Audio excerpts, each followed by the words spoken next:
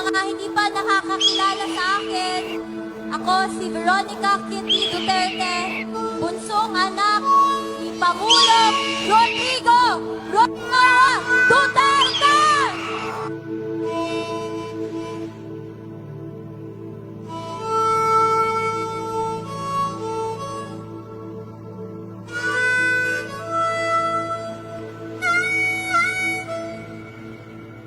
Una-una, gusto kong magpasalamat sa lahat ng dumalo ngayong gabi.